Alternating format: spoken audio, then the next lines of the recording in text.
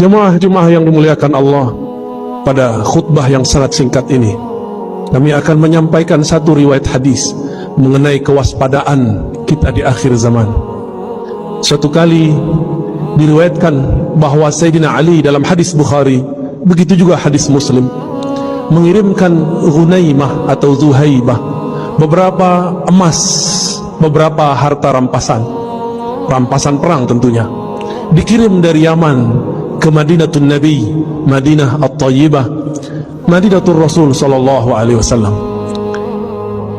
Sampai di Madinah, baginda Nabi sallallahu alaihi wasallam membagikannya kepada sahabat-sahabat yang berhak, yang merasa yang mereka dianggap paling berjasa dalam Islam. Setelah pembagian selesai, tiba-tiba ada seseorang datang kepada baginda Nabi sallallahu alaihi wasallam, menerobos safnya para sahabat. Apa kata orang ini? Ya Rasulullah, ittaqillah. Begitu riwayat Imam Bukhari. Wahai Rasul Allah, takutlah kepada Allah, takwalah kepada Allah. Coba bayangkan, siapakah yang paling bertakwa di dunia ini? Bukankah itu Rasulullah? Dalam riwayat yang lain, ya Muhammad, i'dil ya Muhammad. Hei Muhammad, berbuat adillah engkau. Ternyata orang ini merasa pembagian untuknya tidak banyak. Ternyata dari dulu si emas, kalau sekarang kita sebut rupiah, dolar, pitih, uang, ini memang jadi bencana dari masa Rasulullah sampai zaman kita ini. Apa kira-kira perasaan sahabat ketika ada orang membentak Rasulullah dengan kalimat, ya Rasulullah, ittaqillah. Wahai Rasulullah, kamu takutlah kepada Allah. Berarti dia sedang menghardik baginda Nabi Muhammad sallallahu alaihi wasallam. Apakah Nabi membalas? Tidak. Apakah Nabi membalas dengan kata-kata kasar? Tidak. Nabi diam. Itulah Nabi Muhammad sallallahu alaihi wasallam. Tiba-tiba Sayyidina Khalid ibn al-Walid sedang menghunuskan pedang.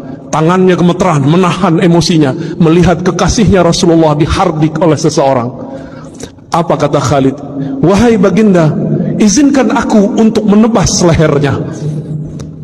Apa kata Nabi SAW? Nabi dihina, tapi beliau tidak membalas menghina. Apa kata beliau? Biarkan dia, mungkin dia masih sholat. Wahai Rasulullah, dia tidak sholat dengan hatinya, hatinya busuk. Wahai Rasulullah, apa kata Nabi kepada Khalid? Wahai Khalid, aku tidak diperintahkan an unaqiba ma fi sudurin nas. Aku tidak diperintahkan sama sekali untuk mencari tahu isi hati manusia. Tidak jadi juri hati orang, niat orang. Akhirnya Khalid langsung memasukkan pedangnya yang tadi sudah hampir terbang melayang, membunuh orang yang kurang ajar kepada baginda Nabi sallallahu alaihi wasallam. Lihatlah akhlak beliau, dicaci, dihina, biasa saja, tidak balas menghardik, diam, dibiarkan. Kenapa? Ternyata di saat itu beliau dapat wahyu. Apa isi wahyunya? Beliau mengatakan, saya khuruj min di'di hadzal rajul, akan keluar dari generasi laki-laki tadi yang menghardik baginda Nabi sallallahu alaihi wasallam, qaumun yatluna ayatillah, sekelompok orang yang mereka fasih baca ayat Allah, yatluna ayatillahi ratba, baca ayat Allahnya sangat fasih, hafalannya ratba, sangat banyak dan lancar. Tetapi Al-Quran yang dia baca tidak tembus kepada kerongkongannya, apalagi ke dalam kalbunya. Tapi kemudian Nabi bersabda, inilah kalam yang sangat berbahaya. Inilah kalam yang disimpan Nabi. فَإِذَا لَقِيتُمُوهُمْ فَقْتُلُوهُمْ. Jika engkau bertemu mereka, inilah yang sulit diterjemahkan. Apa terjemahan faqtuluhum? Apakah diartikan membunuh atau diartikan memerangi? Ulama kita memilih untuk zaman sekarang diartikan, maka faqtuluhum bimakna faqatiluhum. Maka perangi mereka. Dengan cara apa? Dengan cara mereka memerangi kita.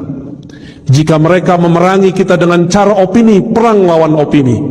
Jika mereka mulai mengganggu ketenangan hidup kita secara keamanan, barulah kita angkat senjata berjihad fisabilillah. Apa yang menyeramkan dari kalimat tadi? Bukan kalimat faqtuluhum semata, tapi yang membuat kita sedikit agak bingung. Sebenarnya tidak bingung. Apa itu? orang ini yang disuruh Rasulullah untuk diperangi, ternyata mereka hafal ayat Allah, lancar baca kitabullah, tapi kitabullahnya tidak tembus sampai kepada kalbunya. Apa media supaya banyak orang baca ayat-ayat Allah? Tentu ada ma'had tahfiz, rumah-rumah tahfiz. Maka di akhir zaman ini banyaklah rumah tahfiz. Ternyata inilah maksud Rasulullah. Nanti di akhir zaman kalian akan menemukan banyak rumah-rumah tahfiz. Apakah semuanya salah? Belum tentu. Semuanya benar? Belum tentu. Jika bersumber pemahamannya, seirama pemahamannya dengan orang ini yang dia merasa suci, bahkan berani mengkritik baginda Rasulullah. Rasulullah sudah wafat. Kalau zaman sekarang mereka berani su'ul adab kepada para guru, para masyayikh, kita boleh menasihati orang, tapi jangan menghardik orang. Orang-orang ini menjadikan ayat sebagai alat untuk menghardik. Lafaznya sama, dari dulu sampai sekarang orang-orang ini pasti kalimatnya ittaqillah, bertakwalah kepada Allah, seakan-akan dia paling bertakwa di alam semesta. Jemaah Jumat yang dimuliakan Allah, maka rumah tahfiz yang kita bina, ma'had tahfiz yang kita punya, yang kita wakafkan, harus betul-betul dijaga. Jangan sampai kesusupan pemahaman pengikut orang yang ini. Mohon kita semua menjadi pengawas lembaga-lembaga wakaf. Mohon kita menjadi semua pengawas rumah-rumah tahfiz. Apakah ini mengajarkan kurang ajar kepada Rasulullah, kurang ajar kepada pewaris Rasulullah, atau mereka yang mengajarkan cinta kasih, adab kepada wali Allah? Bapak, saudara, sahabat jamaah Jumat yang dimuliakan Allah, berdasarkan hadis ini, ulama-ulama kita sekarang mulai kebangkitan, mulai sadar. Kita mesti bersanad, mesti bersilsilah, mesti berguru dalam ilmu apa saja. Bagian akhir yang kamu sampaikan, ketika awal abad kedua, Al-Imam Muhammad ibn Sirin, seorang tabi'in, bertemu sahabat-sahabat Rasulullah. Ketika banyak orang hafal Quran dan Sunnah, tapi pemahamannya tidak sesuai dengan yang dihafalnya, maka beliau mengatakan, فَإِذَا ظَهَرَتِ الْفِتْنَةِ, ketika kekacauan sudah mulai muncul, maka kami bertanya, sammu lana rijalakum. Begitu diriwayatkan oleh Imam Muslim. Wahai para penceramah, wahai para ustadz, wahai para hafiz, wahai para da'i, wahai para guru, sammu lana rijalakum. Wahai teman-temanku yang hijrah, wahai teman-temanku yang belajar Islam, sammu lana rijalakum. Sebutkan siapa gurumu, siapa sanadmu yang menghubungkan engkau kepada Rasulullah sallallahu alaihi wasallam. Inilah pentingnya berguru. Berguru itu adalah jaminan kesahihan. Imam Bukhari berguru hampir 2000. Imam Abu Hanifah bahkan 4000. Imam Ibnu Hibban bahkan 2000. Kita baru berguru 1-2 guru sudah berani memfotnis orang yang berbeda. Betapa naifnya dia ini, betapa kelirunya kita, berapa emosionalnya kita beragama.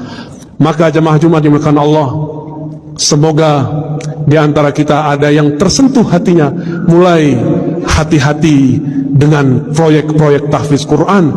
Mari awasi, jika kita bagian dari orang yang mengikuti dan mengajarkan tahfiz Quran, mari menjemput pemahaman Al-Quran dari ahlinya. Fas'alu ahla dzikri in kuntum la ta'lamun. Ambillah ilmu, tanyalah ilmu kepada ahlinya jika kamu tidak tahu. Ilmu menghafal beda dengan ilmu memahami yang dihafal. Semoga Allah yufaqihna fid din wa 'allamana at-ta'wil wa yu'allimuna at-ta'wil. Semoga Allah membimbing kita memahami agama ini dan memahami isinya.